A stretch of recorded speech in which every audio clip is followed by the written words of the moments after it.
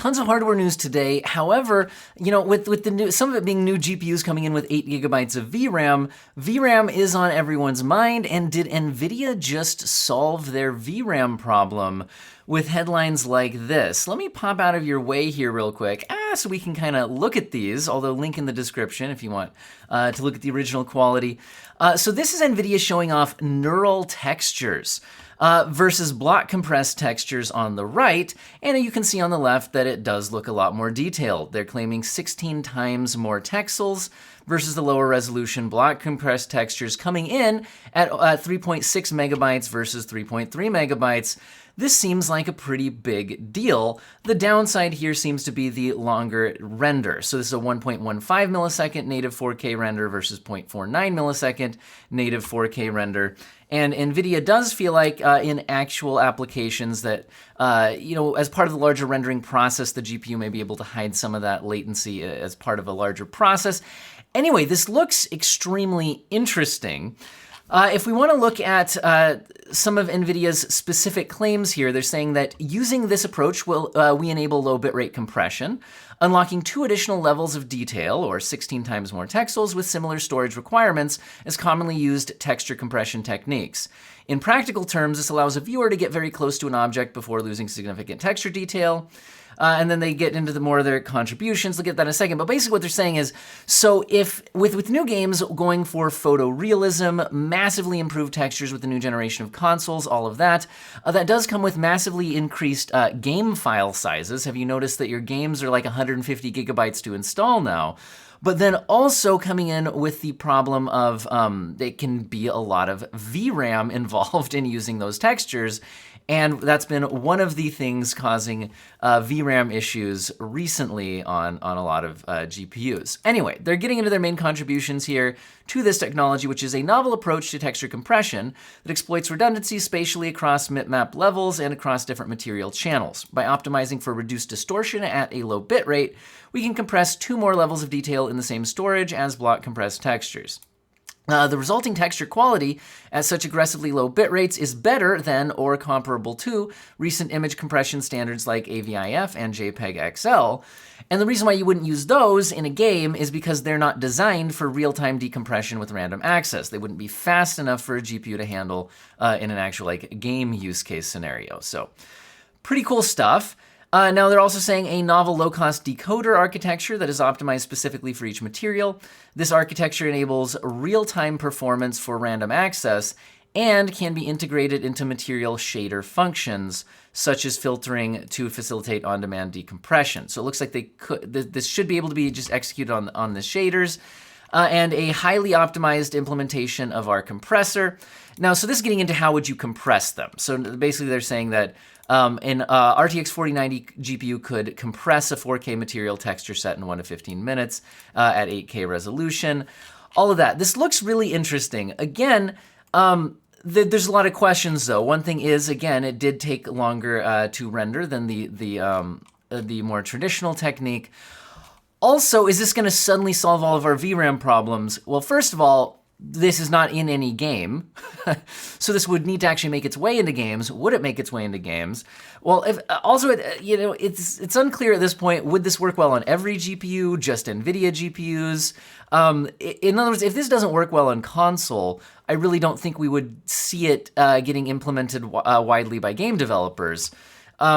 But again, maybe it does, maybe it will, but I think that if this ever did come to pass, it would be in the distant future because the time it would take for this to get up, well, I guess what I'm getting at is, does this solve all of our problems right now? No. Is it maybe cool tech for the future? Yeah, I definitely think so. We'll have to see what comes of it. I guess they're going to present more of this at SIGGRAPH, along with some other technologies like neural physics enables realistic hair simulations. And Neural VDB brings AI and GPU optimization to OpenVDB. This one is confirming that Neural VDB technique is now available in early access and delivers AI and GPU optimization for up to 100 times lower memory footprint compared to OpenVDB when rendering volumetric clouds, fire, water, or smoke. So interesting stuff for sure. Like I said, it'd take a while to get anywhere. And it also doesn't solve all of the VRAM problems that GPUs have been having. There's a really interesting article a few days ago over at TechSpot that goes into a lot more detail than a lot of other articles or videos about why are modern PC games using so much VRAM. And one of the culprits is definitely the incredibly detailed textures, but that's not the only thing. Basically, all of the different rendering techniques that a game uses does need to store buffer data, and that saves in VRAM. And just with how detailed and new games are getting, that data takes up a lot of VRAM as well. There's the resolution you're playing at, and then there's also when you enable ray tracing, you need to save all of your bounding volume hierarchies in VRAM, all of that. So there's a lot of stuff adding to VRAM usage lately, plus just the fact that games are designed around the newer consoles, and those have a certain amount of VRAM to work with, and it's more than 8. So that's one reason why a lot of 8GB GPUs are seeing the struggle lately. So even with cool stuff like this possibly coming out in the future, even if it does come out and work well, it's not going to solve all of the problems, and it's certainly not going to solve all the problems right now, which means that GPUs like the 4060 Ti, coming in with 8GB of VRAM on a 128-bit bus, which is now more confirmed now, are again still something to consider. VRAM is certainly still something to think about. Now, again, we're moving into the rest of the news stories today here. So, Palette GeForce RTX 4060 Ti with 8GB 128-bit VRAM listed by retailer. So really, this is just the fact that it seems like listings from retailers are confirming the rumors that the 4060 Ti is an 8GB 128-bit card. And we are now expecting this in the end of May. And you can see videocards.com has helpfully put a chart of the rumored specs. We also see the rumored 4060 specs. Again, these are rumored, not confirmed, and we are expecting the 4060 Ti before the 4060. Again, it's on a PCIe Gen 4 by 8 interface is the rumor, around 160 watts, 288 gigabytes per second of memory bandwidth. And what's concerning a lot of people is the fact that this actually has fewer CUDA cores than a 3060 Ti. But it does clock higher, so with the higher clocks, it should still come out a bit more powerful, probably closer to a 3070 Ti in terms of raw T-flops. Anyway, coming in with the same 8GB of memory, GDDR6, half the memory bus, a lot lower memory bandwidth, does come in with lower power. It'll have the newer features like AV1 encoding and frame generation, and like I said, because of the higher clock speeds, should be more faster in games than a 3060 Ti. But yeah, anyway, we're also seeing more about the clock speeds being leaked here with the RTX 4060 Ti GPUs confirmed by retailer. This one looks like its palettes lineup shown here.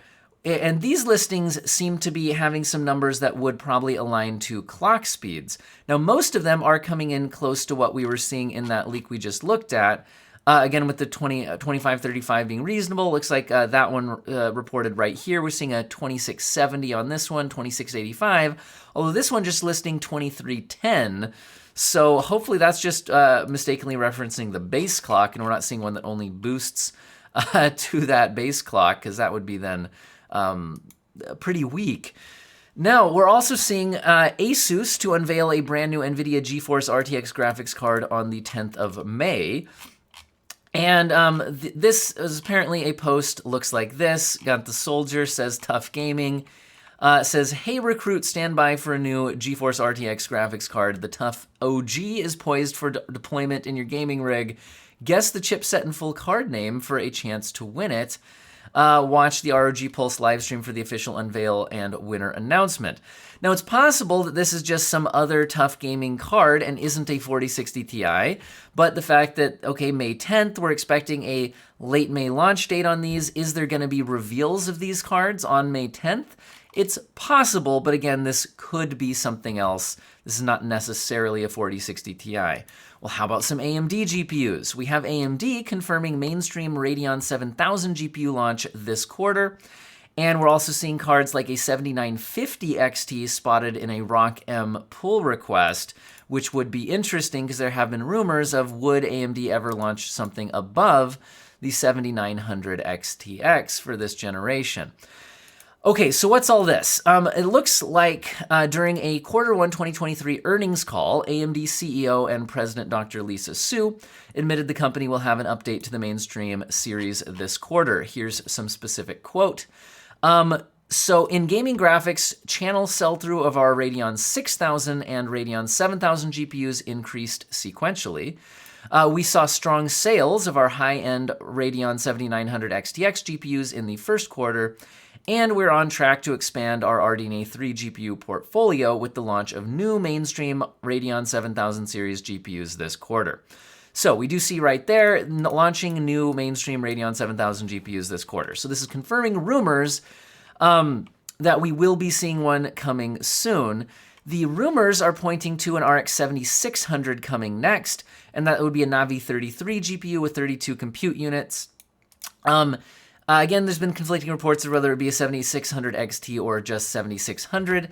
And again, I believe we've seen from Moore's Law is Dead reports of May 25th as the launch dates, which would be just right before Computex. And again, we're expecting late May from Nvidia on their 4060 Ti.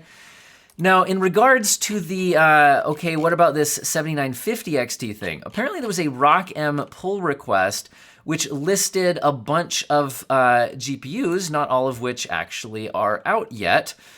So this would mean that AMD is at least, putting code related to these GPUs in ROCm. That doesn't mean we will for sure see all of them or any of them or when we would see them. Now, the 7950 XTX and 7950 XT were listed, and that would be on GFX 1100, which would be your Navi 31, which is the same one used by 7900 XTX and 7900 XT. Now, this is interesting. We do see our 7600 MXT. We see a 7600 XT. So these would be some mobile ones down here, which we already know about. But here we're seeing more desktop GPUs. The 7600 XT is listed, but not a non-XT. Again, that doesn't mean that we won't be seeing the non-XT incoming, but it might lend credence to maybe it being the XT version.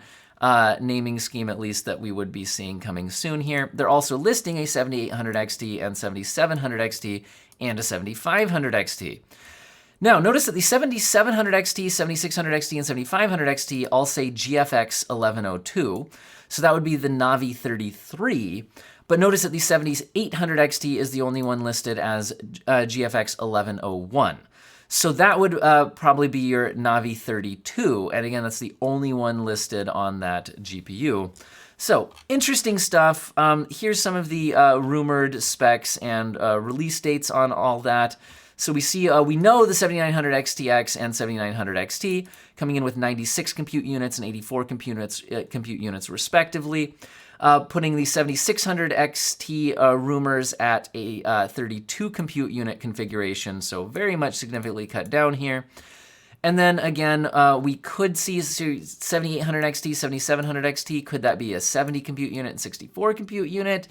Don't know. That would be if it was the Navi 31 and Navi 32. But again, like we're seeing here, it's looking like it might actually be Navi 32 and Navi 33. Which would be cut down. So anyway, big questions on all of that. We'll have to see what happens, but we at least are confirmed to be getting new AMD 7000 GPUs this quarter from Lisa Su herself. Now, we see ASRock preparing Radeon's 7600 8GB Steel Legend GPU and a low-profile ARC A380. So what's going on here? Again, we're seeing an EEC update with just names of some GPUs going on file. And again, it is listing RX 7600. And notice there's no XT at the end. So this would be lending credence to it being non-XT versions coming up soon. And again, there is a A380 low profile listed. So interesting there if you're interested in a low profile A380 from ASRock. And if you're concerned about GPU memory, this was an interesting story. How about modders adding 12 gigabytes of memory to Radeon RX 5600 XT, the only such GPU in the world? So this report at videocards.com, but is reporting on work done by Paulo Gomez. If you've been following my channel lately, I've been reporting on his interesting GPU mods they've been doing, adding memory to GPUs that didn't have it before. Now this one's more unusual and more impressive because in the past they've done like a 3070, or it was 3070 Ti, but anyway, went up to 16 gigabytes, doubling it. But there at least was a BIOS available to work with that. Same thing with a 3080 12 gigabyte, they modded up to, 8 gigabyte, they modded back up to 12 gigabytes. Again, there's already a 12 gigabyte BIOS to work with. However, the 5600 XT was never given 12 gigabytes of memory. So in addition to having to do the physical mod, they also did some hex edits to the BIOS that does seem to enable a working GPU. And then they showed some benchmark improvements, again, running a Unigen superposition at an extremely high resolution in order to, again, 10K resolution it looks like, in order to force it into a VRAM limited situation where the increased VRAM would help. But interesting stuff, again, link in the description if you want to see more. Now, how about AMD's Phoenix GPUs? So these are the APUs built onto their Ryzen 7040U lineup. AMD has officially introduced the 7040U series with stats, again, similar to what I'd kind of already been talking about on the channel.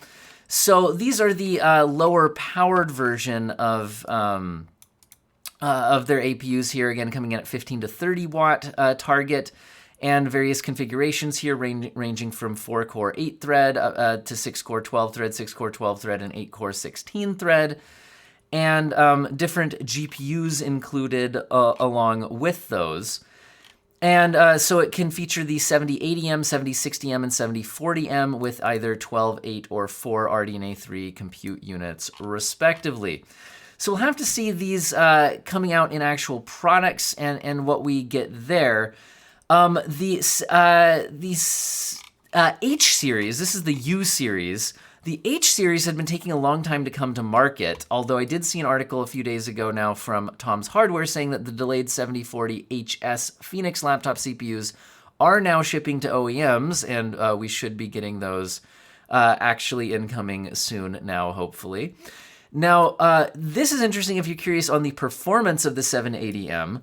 We have AOKXOE, I don't know how to pronounce this, Chinese company that produces handheld gaming PCs, with their A1 Pro handheld coming in with an Radeon 780M RDNA 3 iGPU. And they're talking about some of the performance, which is why I'm interested in this particular a bit here. So this is their claims on performance. Now, a couple interesting charts here. Let me shrink myself completely down out of the way. You know what? Maybe we should zoom out slightly, get a better look at this chart.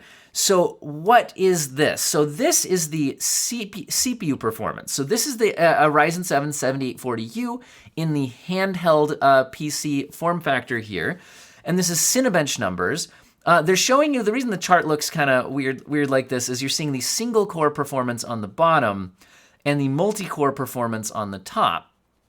And so they're showing basically a score of 1,756 on single core and 14,730 on multi-core. And now you can see that stacked up against some competitors, like the i7-12700H from Intel, which does look like it scores a bit higher. And then you can see the 6900HX R9 from AMD, previous generation, where the 7840U is showing an increase to single and multi-core performance. Against the 6800U, you can again see a further increase to performance from this gen, especially in the multi-core, versus 5800U, 7320U, again, further increases. Now the GPU, the 780M, they're showing off in 3D Mark Time Spy as well as Firestrike up against the 1650 Ti, the RTX 2050, which would be a laptop GPU, again 680M, a previous generation from AMD, and the GTX 1050 Ti. I'm assuming these 1650 Ti and 1050 Ti would probably be their laptop versions here. Same thing, 2050, there was no 2050 desktop version. And 680M is the predecessor from AMD on the integrated GPU here. Now, correct me if I'm wrong, but I think they have their color scheme backwards here. Isn't TimeSpy the one that's harder to run and usually gives lower scores than Firestrike? So I feel like these might be have the colors reversed, unless I'm just completely misremembering that. But jumping in here on the on these, what are we seeing? So we're seeing the 780M. Sorry, that's a different chart in games. We're seeing the 780M. Looks like coming in a bit weaker than the 1650 Ti, but coming in a bit faster, at least in the green score, which I think is Firestrike, but they're claiming is TimeSpy, than the RTX 2050. We're definitely seeing good generational jump here from the 680M, and it is showing faster than the 1050 Ti as well. So it's looking fairly comparable or faster to the 2050, beats the 680M, getting close to the 1650 Ti. Interesting stuff. And then in some actual game performance numbers, they're giving us these charts showing 60 FPS, 45 FPS, 60 FPS, 55 to 60 in Last of Us at low settings. They're also giving resolutions here of whether it's 1200p, 800p, because this is a 1200p screen that they're putting on their device here. Anyway, interesting stuff. But you know what? Intel might have something to say about this with their upcoming integrated GPUs in Meteor Lake. So this article, hot off the presses this morning, coming from WCCF Tech, says Intel Meteor Lake between GTX 1650 Ti to RTX 3050 levels of performance.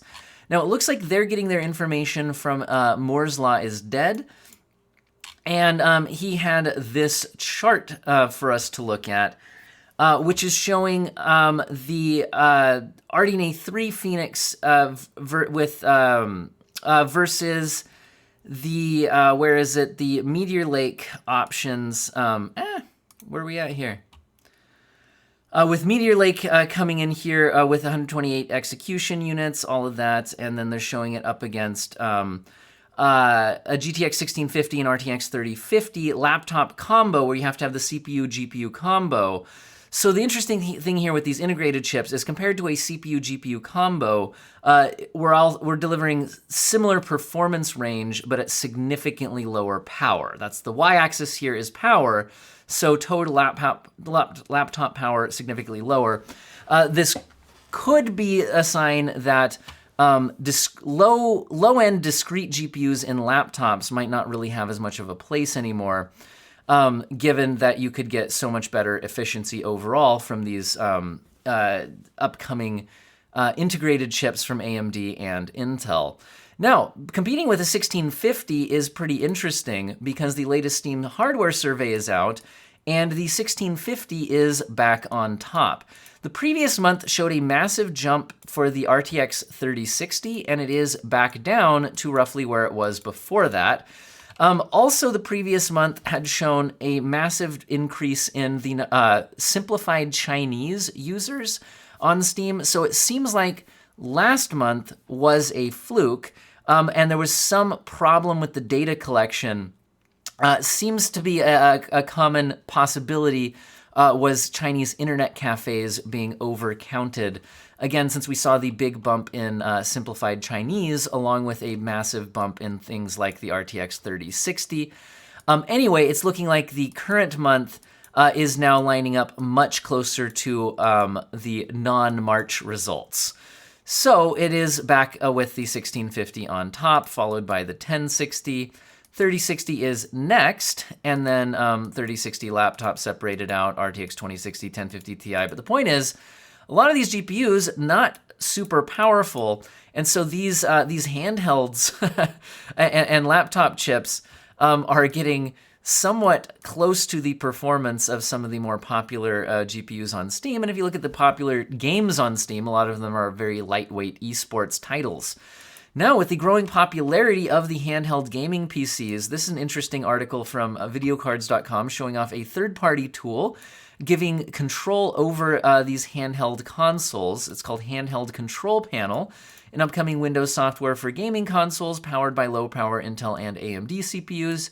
The project is an effort by Project SBC, which is a YouTuber and software engineer who had already developed power management tools for older consoles. I think the idea here is to be able to pull up your resolution, refresh rate, scaling, FPS limiter, TDP, all of that, pull that up on screen, adjust it along with some performance metrics, a game launcher, all of that. Seems like very interesting stuff. Now, they are mentioning that this is...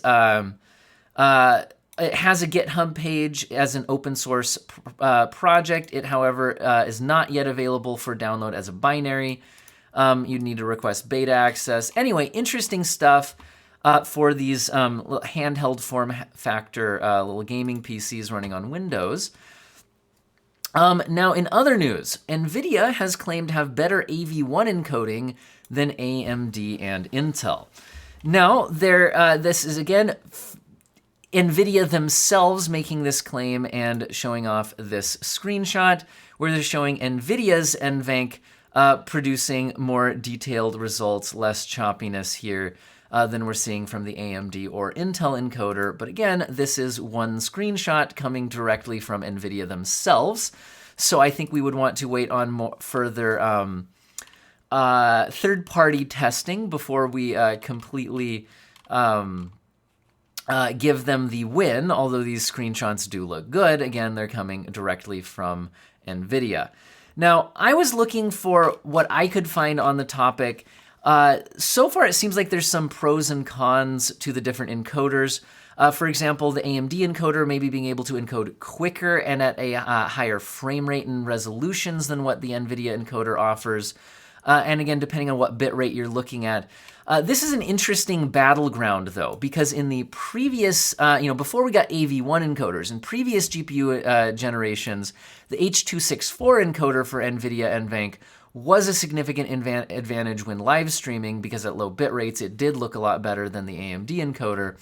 But with the move to AV1, I think a lot of people were expecting a more level playing field. So NVIDIA is claiming that theirs is still better for streaming. We'll have to see again with some more third-party testing and all of that. Now, in some good news, it looks like NVIDIA has lowered its RTX 4090 FE pricing in Europe, down 9% from their original list price. Had been lowered one time previously, but again, a lot of this could just be due to the fact of, I think, the euro strengthening versus the dollar. So this can just be perhaps more of a currency strength adjustment rather than, and I mean, it's still pretty dang expensive here. We are also seeing that the RTX 3070 is now finally available below its MSRP. Looks like both in Germany as well as the United States. It's not every model, but considering we do now have a 4070 out, and the 3070 has been sitting at or above its MSRP for over 2 years now, it's not super exciting here, but it is finally available below its MSRP. Also, in my last video, I reported on a leak that had shown an Intel CPU reporting its name as a Core Ultra 5 rather than a Core i5. So we now have confirmation from Intel that at least they are making some branding changes. They are saying, yes, we are making brand changes as we're at an inflection point in our client roadmap in preparation for the upcoming launch of our Meteor Lake processors. We will provide more details regarding these exciting changes in the coming weeks. Okay, so it's possible we'll be losing the I's. They could become Core 9s or maybe Core Ultra 9s, or maybe the Ultra will sometimes be included or sometimes not. I gave my thoughts on this in the last video, which is I think it's a mistake for Intel to change up a very recognizable branding. But hey, maybe their marketing people know better than me. I don't know. My opinion, but whatever, we'll have to see exactly how that all plays out for them. Now, in GPU cooler news, the most interesting thing I saw here was Colorful launching the RTX 4070 Neptune, which is the only liquid-cooled RTX 4070. Now, this is interesting in that it is a liquid-cooled 4070, but with an $829 price point, that puts it above the price of a 4070 Ti. And no amount of liquid cooling is going to make a 4070 perform better than even the worst air cooler on a 4070 Ti. So from a performance per dollar standpoint, this makes absolutely 0 sense whatsoever. However, if you just really want to do liquid cooling, and you're more concerned about the aesthetics of your build, or maybe you're trying to fit this into some sort of a situation where a standard cooler size could not fit, but then you can get the radiator out there and cool it this way. Again, so I think this makes some interesting builds possible, but from an absolute price to performance standpoint, it makes absolutely no sense.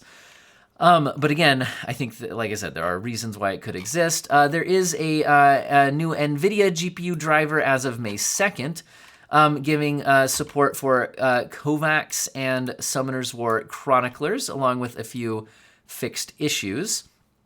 We're seeing AMD CEO talking about Moore's Law not being dead, but it's slowing down. Their continued work on 3 nanometer now, looking beyond that to 2 nanometer, and their continual use of chiplets. There were some quotes here we could maybe look at. Although I just realized this video is already over 30 minutes long. Maybe that we won't get too much into the quotes. We'll just end with a few quick rounds of info.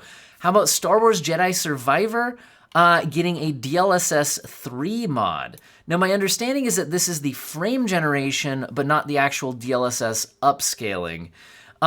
Now, either way, that's interesting because the game can be very CPU limited. And the best use case of frame generation is to get around CPU limited performance so you can take advantage of your higher refresh rate screen when no amount of reducing settings can increase your performance because you're CPU limited, which is what's happening in a lot of scenes in Jedi Survivor. Although with RTX off, that performance has improved a lot with some patches, especially with RTX on, RT on, not RTX, sorry, RT on, we are getting still very CPU bound in a lot of situations. Anyway, so this is a very interesting mod. This is coming from the modder Pure Dark, who has also added DLSS 3 successfully to some other games I've reported on recently, like Skyrim and Elden Ring. Now, this is available on his Patreon, so you would need to go to the Patreon. I think it's like $5 or something like that, but might be worth playing around with here. I do think it mentions that there are occasional glitches with a few things not working well with it, like motion blur, things like that. But anyway, again, video getting long, we're gonna move on. Steam has finally let users search for developers, publishers, and tags in the search bar. So Steam's built-in search bar is getting a lot more useful. And I was gonna end on this, we don't have a lot of time to talk about it, but a smuggler hid 70 graphics cards among 617 pounds of live lobster. So anyway, I hope all of you have an excellent day.